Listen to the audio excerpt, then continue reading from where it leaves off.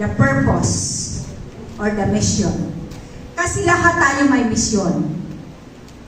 Ano man ang estado natin sa buhay, we have our purpose, we have our mission.